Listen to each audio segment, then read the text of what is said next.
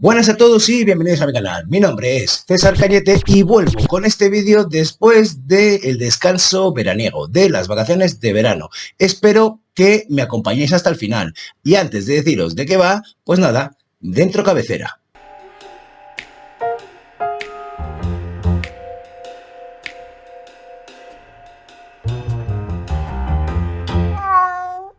Bien, he preparado este vídeo siendo una especie de respuesta a ese último vídeo de la temporada pasada que era un book haul y que era el primero del canal, en el que no podía hablar mucho de los títulos que os mostraba porque, sinceramente, tenía poca idea más allá de saber por qué me interesaban y me los querían leer.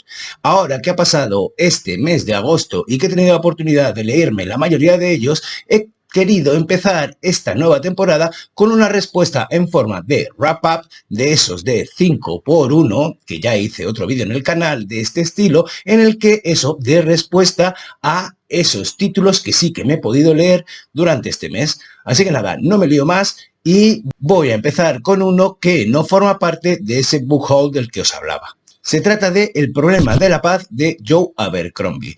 Bien, si habéis seguido un poco este canal o incluso si habéis leído las reseñas que vengo haciendo en Instagram, veréis que Joe Abercrombie se ha convertido en uno de mis escritores de fantasía de cabecera. He devorado todos los libros que han caído en mis manos. No me han costado, por más que suele ser un tipo bastante prolijo, tanto en palabras como en número de títulos. ¿Por qué? Porque sus libros tienen una extensión de no menos de 650 o 700 páginas, el más corto de los que ha caído en mis manos, dejando a un lado la trilogía del Mar Quebrado, que no me gustó tanto y que es más juvenil. Bien, dejadme hablaros del problema de la paz, porque si me voy a extender muchísimo. Forma parte o es el segundo título de la segunda trilogía que se inició con la primera trilogía de La Primera Ley y con esta segunda trilogía, La Era de la Locura, que nos narra sucesos que han transcurrido o que van transcurriendo 30 años después de lo que nos narra esa primera trilogía. Esta se inició, La Era de la Locura, con un poco de odio de la que apenas he hablado porque creo que ni siquiera tenía abierto el canal cuando la leí, o quizás sí, pero no hablé de ello. Este segundo título, sin embargo, El problema de la paz, sí que he querido reseñarlo un poquito más y me he estado esperando durante todo el mes de agosto para no colgar nada en Instagram y hacer aquí la reseña. Bien, El problema de la paz me gusta pensar que es como aquel dicho que dice que cuando no está el gato, los ratones salen a jugar. Y se podría hacer una analogía con este dicho pensando que el gato sería la guerra y los ratones salen a jugar cuando no está. Pues bien, de nuevo estamos en una novela coral con multitud de personajes que ya conocimos en ese Un poco de odio. Una de las grandes protagonistas de esta historia y de esta segunda trilogía es Sabine Dan Glodka, que es hija de Sam Dan Glodka, que era uno de los grandísimos personajes de la primera trilogía y que cede su protagonismo a la hija, que es una hábil comerciante que durante los sucesos de Valve en el primer libro se ve atrapada en una revuelta social que la cambia. Pues bien, en esta segunda novela se empareja con otro de los grandes personajes que es el joven Leon. Leo Danbrook, la imagen perfecta de el héroe que todos esperan que sea, aunque es un poquito ingenuo en muchas ocasiones y en otras demasiado temerario. De hecho, acaba de convertirse en gobernador de Anglan, de una de las ciudades del norte, y no está muy de acuerdo con cómo está llevando las cosas el rey Orso, que no es otro que el hijo del rey Yesal, al que nadie aprecia, pero que poco a poco, ya en la primera Un poco de odio lo vimos y en esta otra acaba de afianzarse, acaba convirtiéndose en un personaje de lo más sensato y de lo más hábil en según qué momentos. Bien, tenemos al rey Orso, tenemos a estos dos personajes, tenemos por otro lado a Rike, la del ojo largo, que es una norteña, hijo de uno de los grandes protagonistas de la primera trilogía, que si no recuerdo mal se llamaba El Sabueso, y que es un personaje brutal, que como decía, Rike es su hija y es la que tiene mayor protagonismo en esta segunda trilogía. Por otro lado tenemos a Asturo Caso, que es un brutal rey del norte, al que tiene pocos amigos, pero que ejerce toda su crueldad siempre que que puede, bueno, quizá por eso tiene pocos amigos, y que también jugará un papel bastante importante en esta historia. ¿Y por qué es un problema que haya paz? Pues porque lo que os decía, que los ratones se confabulan para intentar cambiar las cosas a su favor. Y de esto va esta novela. Durante sus más de 700 páginas vemos una conjura para intentar derrocar al rey Orso y cómo se van plegando las alianzas. Pero la gran diferencia que existe en esta trilogía con la primera trilogía, es decir, en la era de la locura, es que ha llegado la revolución industrial y eso ha creado una diferencia social mucho más grande que la que podía haber en un tercer régimen. Aquí también tenemos unos comerciantes que están súper forrados, viene el progreso y hay una diferencia de clases brutal en la que se va cociendo a fuego lento poco a poco lo que estallará en la tercera novela que me estoy leyendo ahora, que es La psicología de las multitudes. En fin, es un librazo que cuenta con diálogos ágiles, batallas impresionantes y una forma de escribir que te deja pegado a la página con su inteligencia, con su ironía y con su forma de conducir y dar giros inesperados en el momento más adecuado. Una auténtica delicia para cualquiera que le guste la literatura y, por supuesto, para aquellos que disfruten de la fantasía. Un librazo en toda regla. Y ahora sí, empiezo con el primero de esos títulos que va a dar contestación a ese vídeo que os decía que cerró la temporada pasada, que era el Book Haul de verano. Vamos con Los mares del sur, de Manuel Vázquez Montalbán. ¡Qué maravilla! ¡Qué buena novela negra basada en Barcelona con un pedazo de detective como es Pepe Carballo! En fin, ¿por qué es buena? Porque me ha parecido que es soberbia. Por la grandísima calidad que tiene tanto la escritura de este periodista convertido en escritor, en cuya literatura me encantaría haberme sumergido mucho antes, donde es capaz de mezclar de una manera soberbia y sin que en ningún momento te pese la trama detectivesca, la trama policíaca, lo que lo convierte en una novela negra, en una novela de detectives con problemas sociales en una Barcelona de 1939 que siempre me ha parecido súper atrayente porque es la Barcelona en la que mis padres eran jóvenes, en la que salían de fiesta, en la que hacía muy pocos años que se había acabado la dictadura y estábamos en plena transición y cambiando modelos sociales y formas y usos que estaban acostumbrados. Había llegado la libertad y el choque que aquello significó para toda la población y para toda la sociedad española.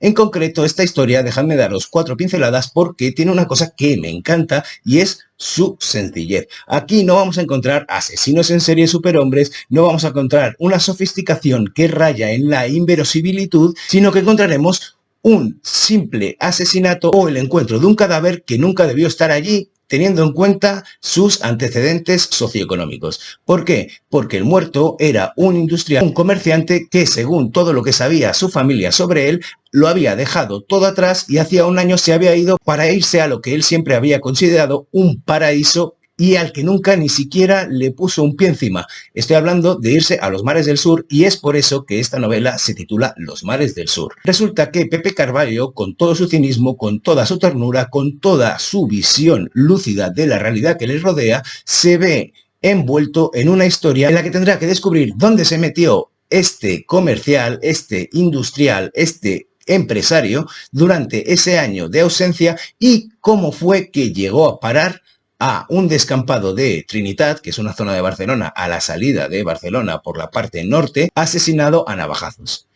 Bien, como decía, esta novela tiene toques que son desde el humor y el cinismo hasta ese gusto por la gastronomía que hizo famoso a Vázquez Montalbán porque siempre lo incluía en todos sus libros. Pepe Carballo es un hedonista a la vez que un poco cínico. Tiene esos toques de detective, de Philip Marlowe, de Dashiell Hammett, de los típicos de los años 50 en que estás viendo a Bogart solo que retransformado y a la española o a la catalana.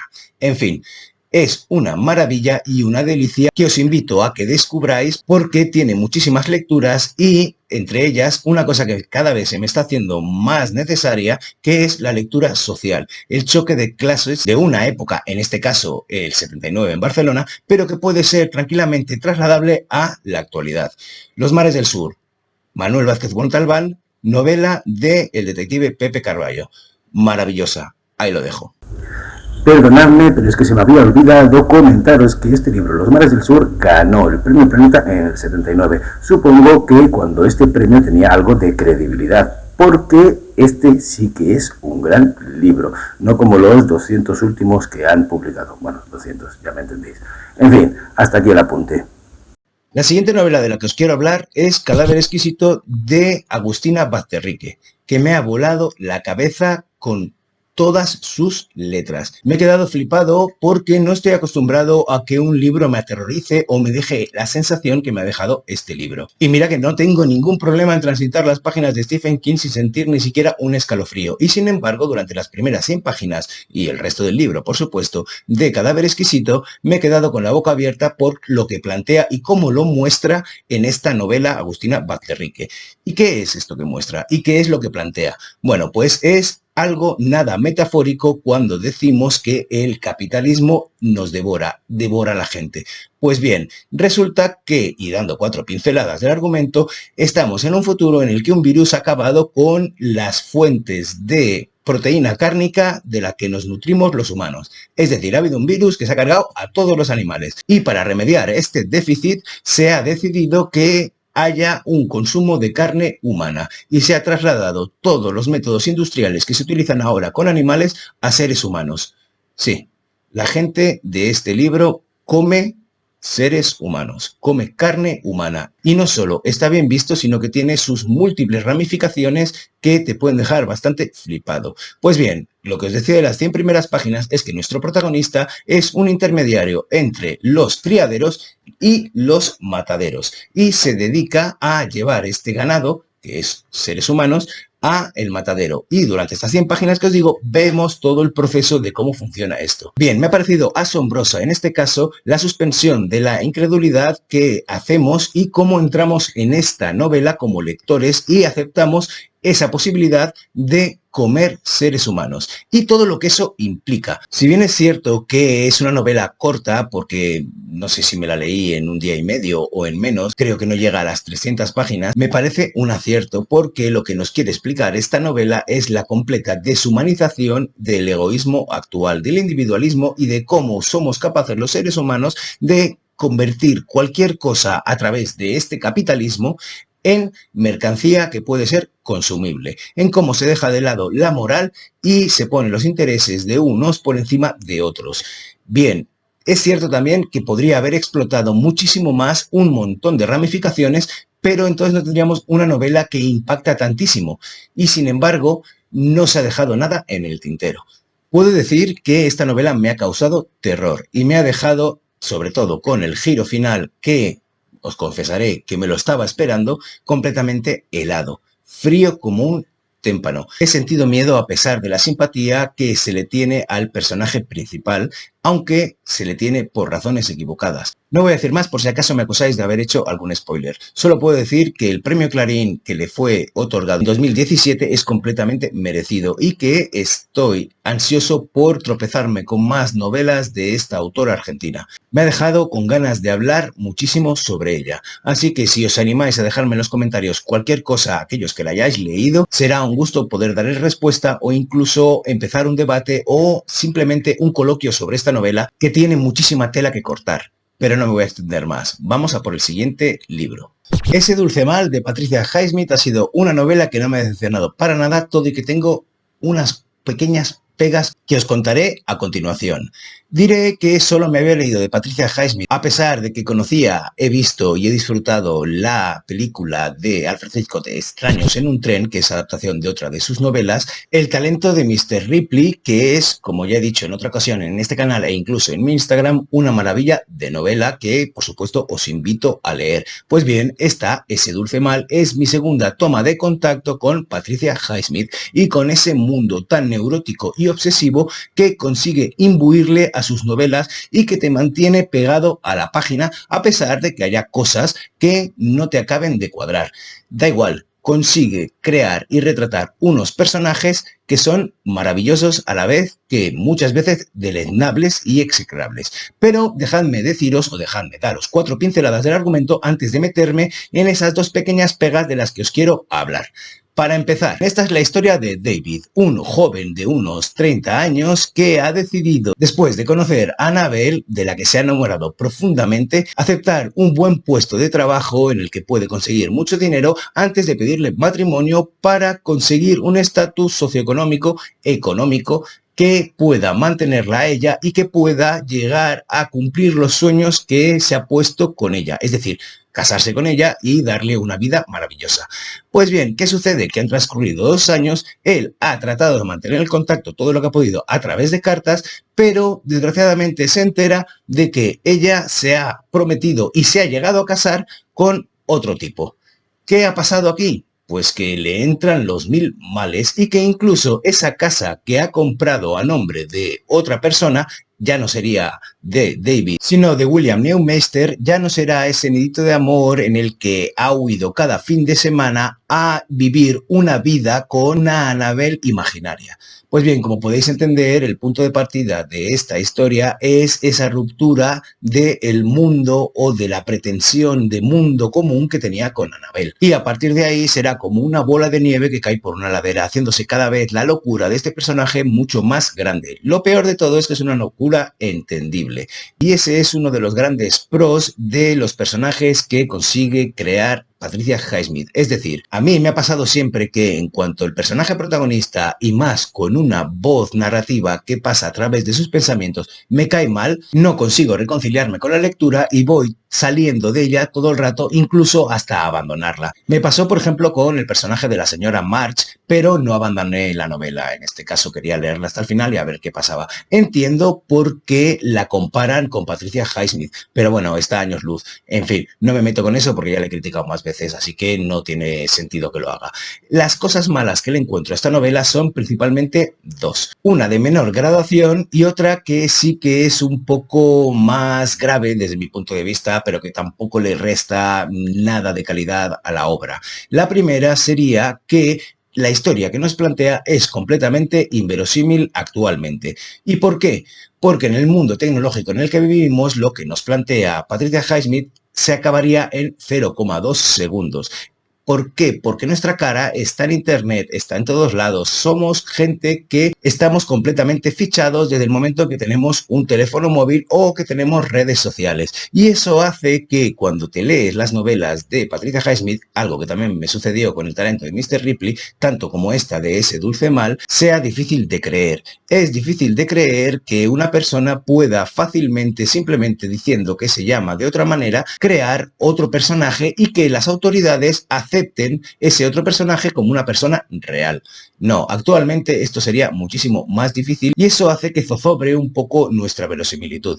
Pero, bueno, oye, lo aceptas porque es una historia que está narrada en 1958-59. Así que a falta de pan, buenas son tortas. Quizá en esa época se podía hacer así fácilmente, ahora sería mucho más difícil. Y la segunda cosa que sí que me parece un poquito más grave es que ya sabemos qué le va a pasar a nuestro personaje, a ese protagonista que a pesar de que nos pueda caer mal, como me pasa a mí, tiene un magnetismo tal que no puedes dejar de leer y querer saber qué es lo que le va a pasar. Claro, si ya sabes lo que le va a pasar, esas últimas páginas en las que se extiende en demasía desde mi punto de vista, sobran, o habría que recortarlas un poco. Y os podría decir, mal que me pese, que quizá con 30 páginas menos, esta novela tendría un punto más dentro de lo que yo lo caracterizaría dentro de su calidad. En cualquier caso, Patricia Highsmith es un must de la novela negra y de la novela psicológica de personajes, de los thrillers y de la locura y la obsesión y el neurotismo. Es una maravilla que os invito, por supuesto, a que leáis.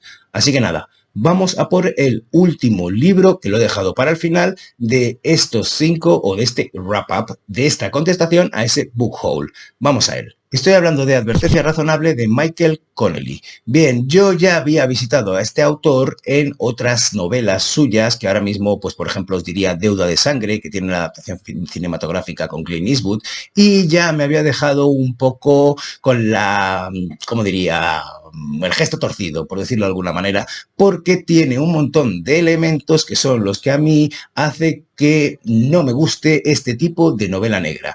¿Por qué? Porque volvemos a ese tipo de asesinos en serie súper sofisticados que son casi, ¿qué diría yo?, superhéroes. Son completamente sigilosos, tienen multitud de recursos para conseguir lo que quieren. Y eso, si os interesa un poco el mundo de los asesinos en serie, cualquiera que conozca eso sabe que no es así.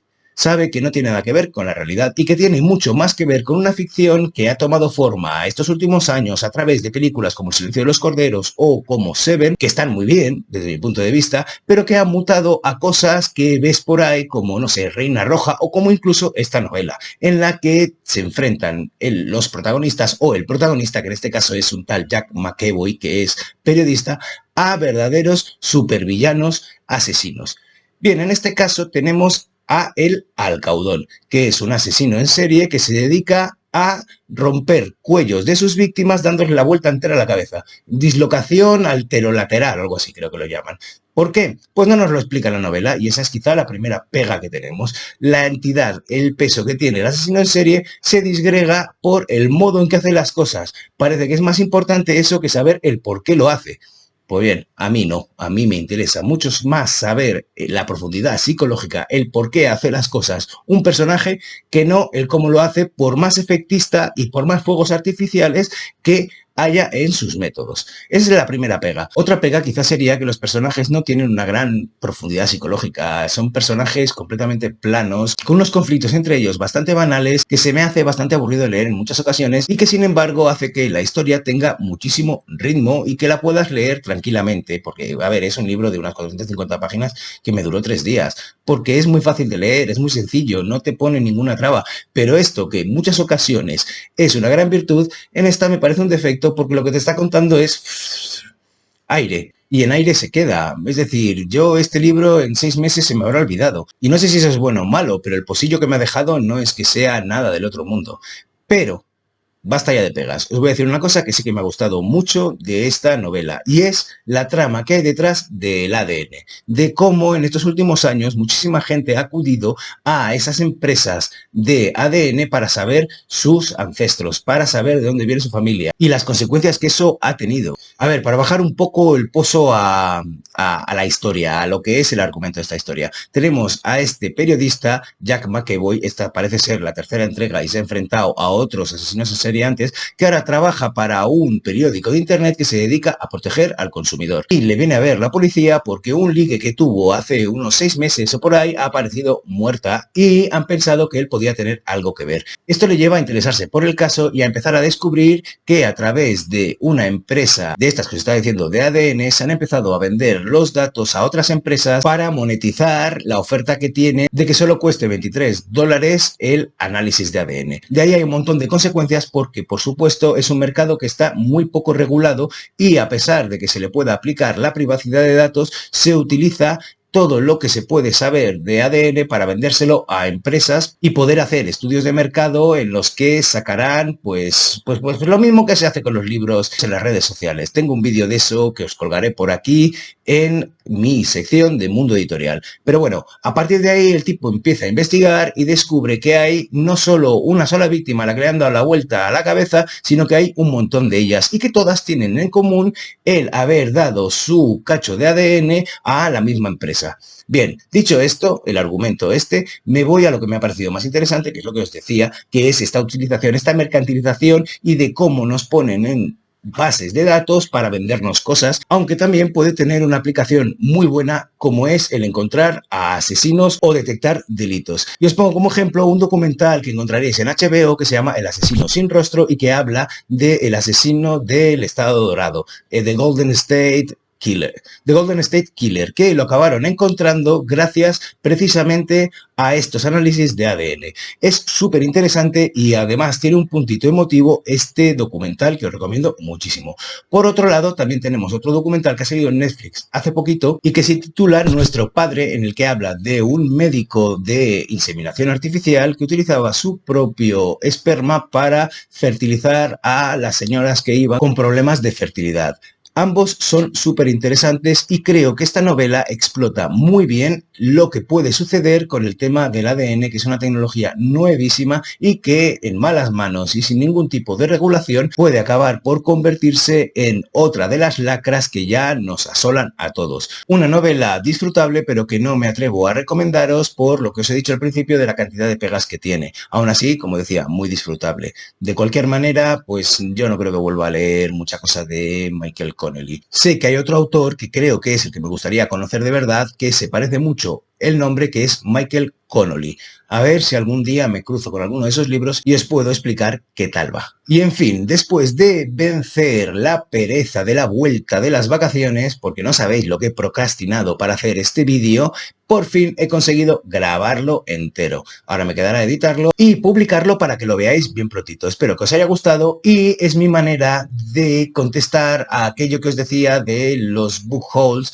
que me parece que no tienen tanta amiga porque tienen poco contenido. Aquí está mi respuesta, aunque me falta, por supuesto, hablar de Solenoide, porque todavía no lo he leído. Como veis, lo he dejado para el final. En fin, espero que os haya gustado y lo de siempre, que si es así, le deis al like, que os suscribáis al canal, que lo compartáis con vuestros amigos, que me pongáis los comentarios que os dé la gana, porque yo disfruto muchísimo hablando con vosotros y que le deis a la campanilla para saber cuando publico otro de estos vídeos. Os dejo debajo también link a mis novelas, que son novelas policiales, novelas negras, que espero que le deis una oportunidad y que os pueda gustar. Aquí lo dejo. Os deseo un felicísimo día y os mando un besazo enorme. ¡Mua!